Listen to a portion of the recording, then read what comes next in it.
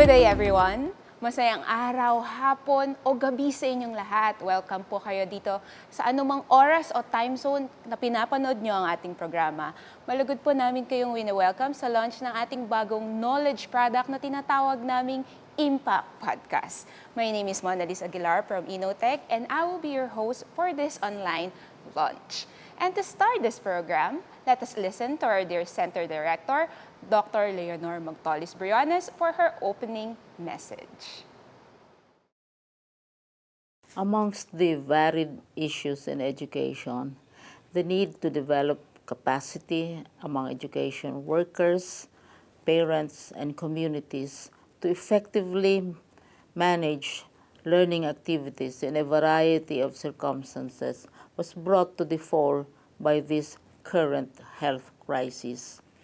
Developing such capacity, I share again my rallying cry. Education and learning must take place no matter where, no matter how, no matter what. The current COVID-19 pandemic and adoption of enhanced community quarantine measures in the Philippines has surfaced a number of concerns relating to education. So in response to these needs, this project proposes to aid in addressing the knowledge needs of teachers, school officials, parents, and community members to organize and support home-based or community-based learning action to support continuity of learning even in such situations. And so, this project has produced a series of instructional podcasts focusing on planning and implementing impact or instructional management by parents, community, and teachers. Developed by Innotech in the 1970s with the support of the International Development Research Center of Canada, or IDRC, Impact was originally designed as a school-based intervention for providing mass access under resource-poor conditions. It sought to address the then persistent problem of lack of teachers, instructional materials, classrooms, and furnishings prevalent in the region in the 1970s. The Impact Learning System introduced a number of innovations, such as the use of learning modules and teacher-developed materials to address the paucity of textbooks. Over the years, different school divisions have modified or adapted the Impact Learning System to suit their needs. Among these are the use of Impact and Ease, or Easy and Affordable Secondary Education, learning modules such as supplementary learning materials for children in Guimaras who had to help during the mango bagging season in that island, and it was part of a strategy to keep the children in school. Another is from the division of Albay due to the use of public schools as evacuation centers during typhoons and other calamities. And so, the Impact Learning System has enabled learning to continue despite the disruptions due to frequent natural calamities. Innotech has documented cases of 2 schools in Zamboanga City Division which had implemented the Impact Learning System for over 3 decades. The schools consistently scored high in national assessments, and the Impact Learning System was later viewed as a quality improvement intervention more than just a means to promote access. The rules governing prolonged community quarantine surfaced the need for parents and other care providers to develop the ability to manage learning activities for homebound children. Teachers and school officials likewise had limited preparation to give guidance to parents and caregivers. While the internet is a veritable fount of information and learning resource to aid parents. Recent government data noted severely limited access beyond the urban centers, with about 18% of the households having access to internet, of which 70% have access to social media. Innotech, through the Knowledge Management and Networking Office Educational Media Unit, has produced a 12-episode podcast showcasing the core concepts of Impact Learning System, together with the success stories of the Impact learners. May I then invite you to watch and to support our new knowledge product as we forge a united partnership by teachers, parents, and the community in raising village and providing a better future for every learner for our children. We hope that future editions will feature how impact and its elements were applied to address the needs of the schools and the learning centers as offshoots of the innovative learning system. We hope to learn more about your own stories and successes and continue to give hope and share possible solutions to improving access to quality learning opportunities for our learning. Thank you and have a pleasant day to all. Happy learning, happy sharing. Thank you, Mom Liling, for your inspirational message and words of wisdom in presenting our new knowledge product, Impact Podcast. Ang Impact po stands for Instructional Management by parents, community, and teachers. Innotech produced and created a series of weekly episodes that showcases the core concepts of the Impact learning system together with the success stories of former Impact learners. And to continue with this launch, alam kong interested na kayo. Hindi lang sa bagong programa, kundi pati na rin sa mukha ng programang ito. Our Impact Podcast host is a parenting guru, education advocate, school administrator, and a TV and radio personality. Please welcome Miss Ana Cristina Saliman Zamora, or popularly known as Teacher Tina. Welcome to the program, Teacher Tina. Hi, Liz. Hello po. Ayan, kamusta ka naman? Okay Ngayong naman, araw na to. Okay naman tayo. Excited na excited ako sa launch na to. And we are very proud and happy then that you are with us. No, I'm also very proud of the show, and I'm very happy of that and grateful that SEAMEO INNOTECH invited me to be part of Impact. Yes, and I know, hindi lamang ako, but everyone who's watching us today would also want to know more about you, Teacher Tina. Okay, game. Yes, so as mentioned earlier, di ba, your full name is... I'm Ana Cristina Soliman Zamora. Zamora is my married name. Napakaganda ng name. Tunog, elite yung pangalan ni Teacher Tina. But Ganon. she is very humble and very intellectual person. Oh, And diba? speaking of pagiging intellectual person, baka pwede mo kami bigyan ng idea. Ano ba yung educational background ni Teacher Tina?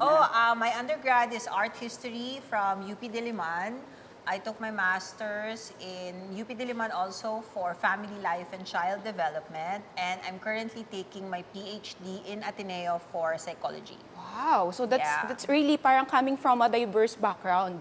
Yeah. But a good combination, right? Yes, because it started with family and children, but then I realized that psychology is important because yun yung nagiging issues namin while running the school. Oh, okay. Yeah. So you also run, of course, your school? Yes. Ano yung name ng school mo? It's Can we called share? Nest School for Whole Child Development in Quezon City. It's a progressive preschool up to grade 6. Preschool to grade 6. So basically, it's kinder, K to 6. Yes, K to yes, something 6. like that, yeah. Yes. So how about your past and present work experience? I assume before you have your own school, Yeah. you also work? You know, when I was in corporate for a while, and then I had my children, and then when I was bringing them to preschool, I realized I wanted to start a school very similar to where they were going. So the teacher at that time encouraged me to take my master's in UP Diliman, and that's it. We started in the garage of our house, and it's now 21 years later that Nest has been in Quezon City. So I can see your passion, Teacher Tina, because from wanting to provide good education to your children, and now you're sharing it also to the other children. Yeah, children and their families. Yes, of course. Yan. And of course, aside from those medyo serious na mga past and present work experience or yung mga educational background, baka meron kang ginagawa during your free time, your hobbies, interests. Well, I really enjoy doing things like this, like the podcast of SEAMEO. I enjoy talking to a lot of parents, talking to employees in companies about their family lives. They have a lot of issues. I enjoy being a guest in some radio shows for family life and child development and education, progressive education specifically.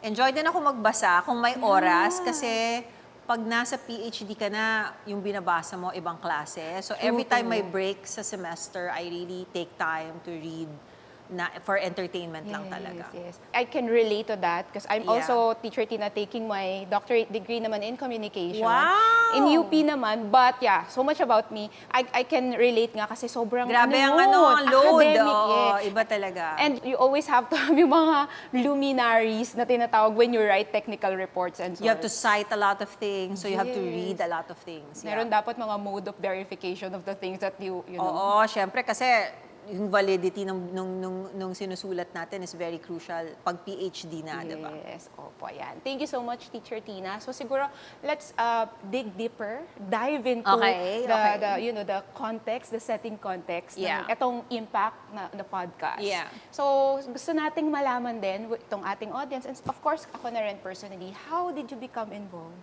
in this project? Oh, I was invited by Jason Parafina. I love it because we worked together before in ABS. So, when he broached the project to me, it was very interesting because, SEAMEO INNOTECH is very known to be in the forefront of education in the country and in Southeast Asia.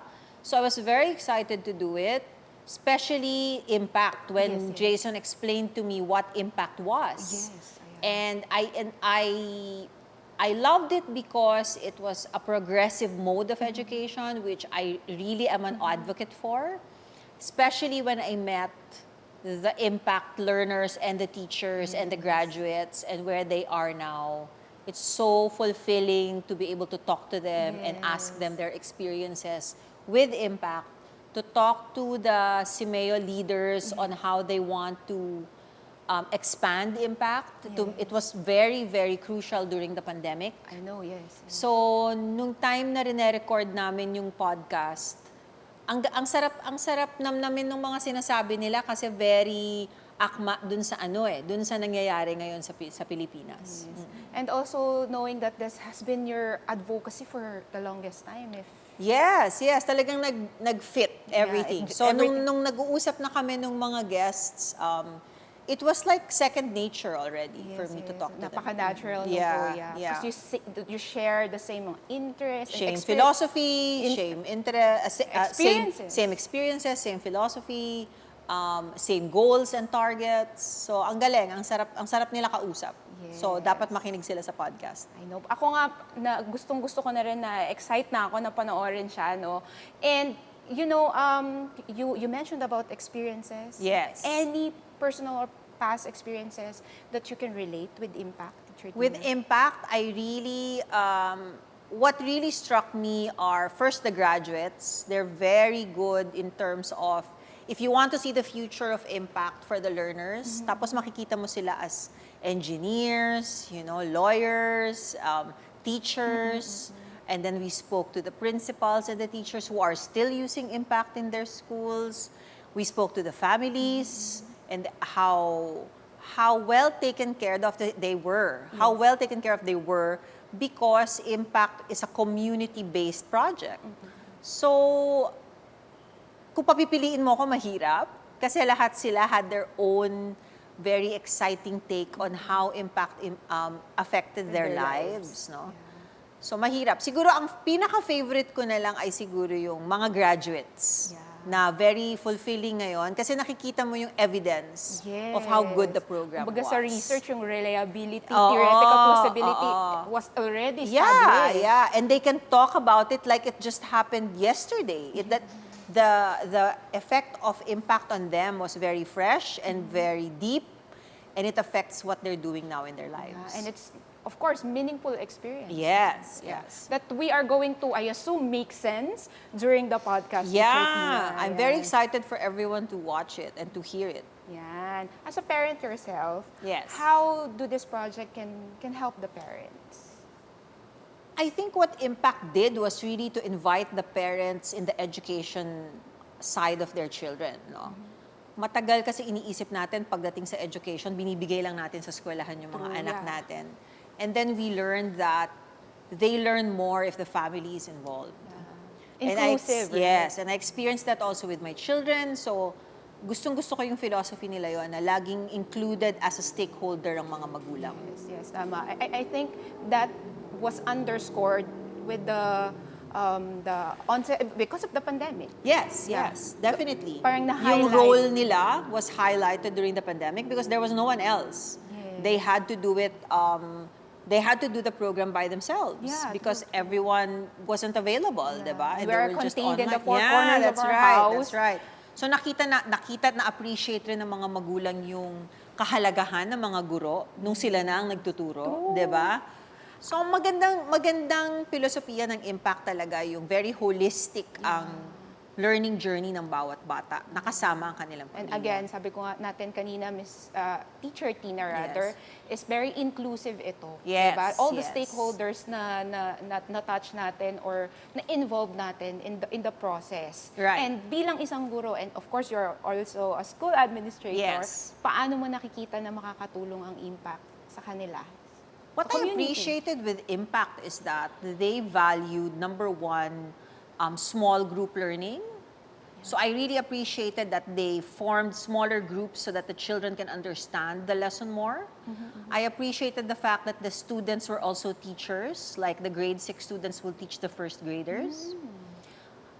They were given responsibilities. They were part of the managing of the program.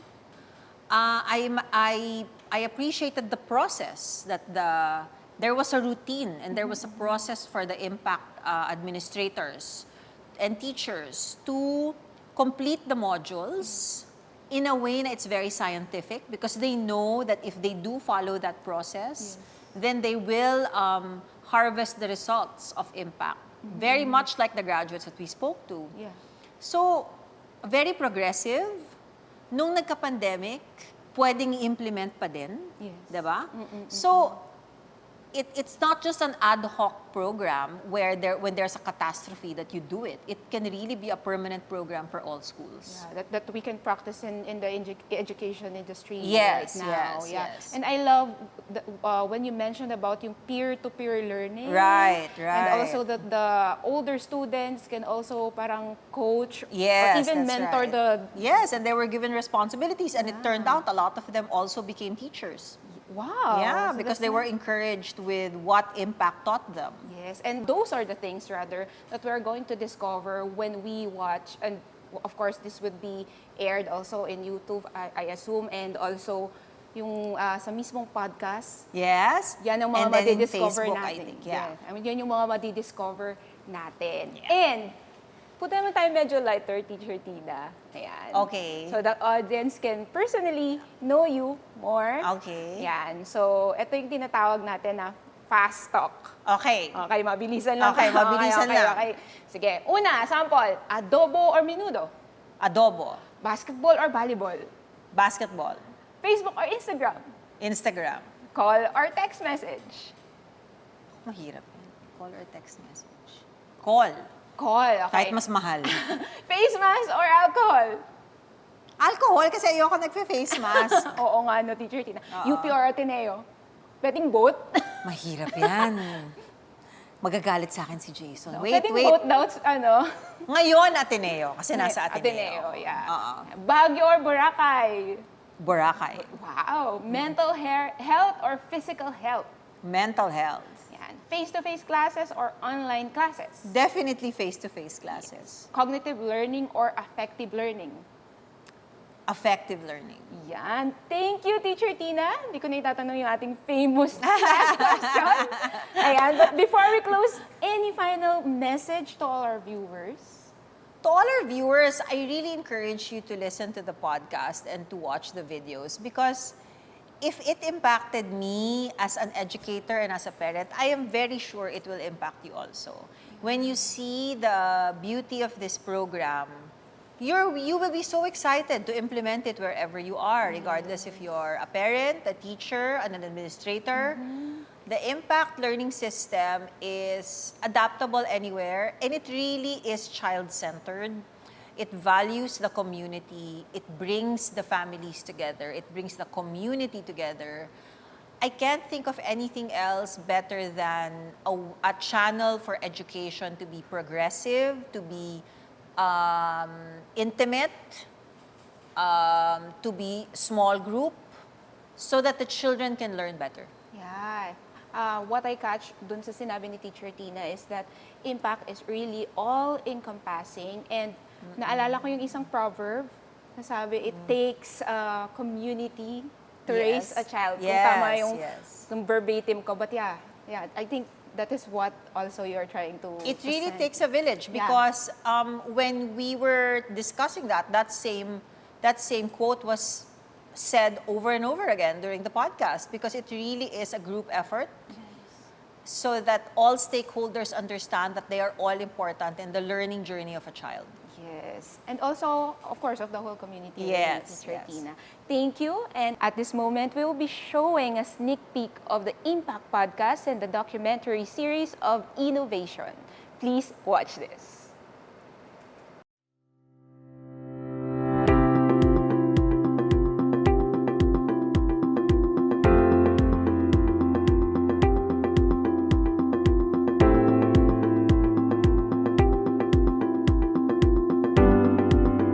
Good day everyone! Blessed day to all our followers and our listeners. Ako po si Teacher Tina Zamora, your resident podcast guru na magbibigay sa inyo ng makabuluhang programa sa mundo ng alternative learning delivery mode sa larangan ng edukasyon.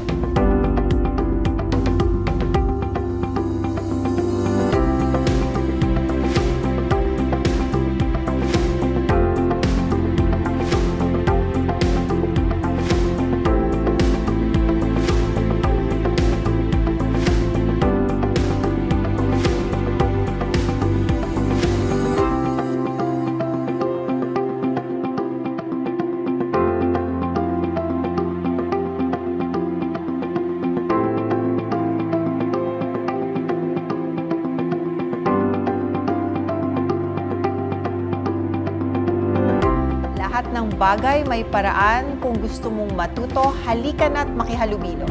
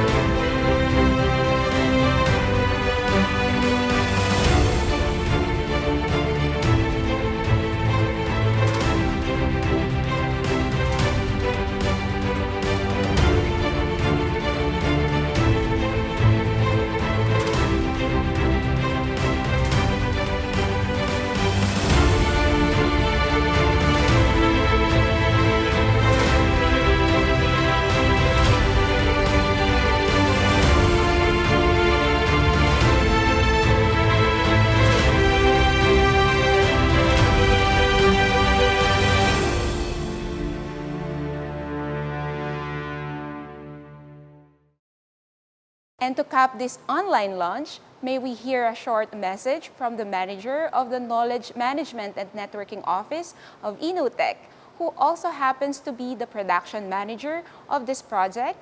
Please welcome Mr. Benito E. Benosa. Pleasant greetings, everyone.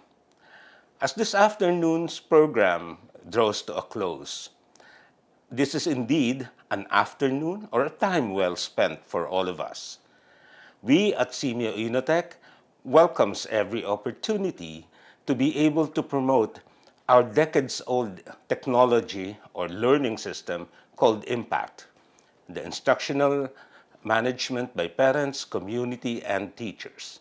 This is the learning system with which or around which SEAMEO INNOTECH was built. This afternoon's kickoff allowed us to start anew or to promote anew this decades-old technology. But while it has been there for more than 30 years, it has remained relevant today in our effort to improve learning and teaching among our children. The podcast series that we launched today introduces many learning or teaching and learning systems that are relevant and effective and have been proven effective over the years. We still call them innovative because not many of them apply it. And now in introducing it to our dear teachers, each teacher will be able to gauge his classroom's or her classroom's capabilities, adapt or adopt a combination of the teaching and learning approaches in order to achieve the best results. Our program this afternoon draws to a close, and indeed it was an afternoon well spent. But it would do well to remember that as we launch the podcast series, that this afternoon's program may be closing, but our journey to better learning, better teaching, and adopting the IMPACT learning system is just beginning. Thank you, and welcome to a new adventure. Thank you, Sir Bennett, for your empowering message. Teacher Tina, do the honors to invite all our listeners and viewers. To all our teachers, parents, and community builders and organizers, let us all work together, hand in hand, in raising a village for a better future for our children. Please do watch and support our IMPACT podcast to be hosted by yours truly, Teacher Tina. At ito po ay available every Wednesday starting next week, March 1st, 2023. Sa official INNOTECH Facebook page and sa INNOTECH YouTube channel, and soon it will be via Spotify, Apple Podcast, and Google Podcast. Please wait for our announcements when it is ready and accessible. Muli, marami pong salamat sa patuloy na suporta. Starting next week, maki-impact talakayan na. Here you have it, Teacher Tina Soliman Zamora, ang host po ng ating IMPACT podcast na magsisimula next week, unang araw ng Marso, ang kanilang pilot episode. Kaya laging tumutok sa official Facebook account ng INNOTECH for more information. Muli, ito po si Mona Liz Aguilar, nagpapasalamat sa pagsama sa amin today at bumabati ng isang magandang araw sa ating lahat. See you all next week sa pilot episode ng IMPACT Podcast. Bye!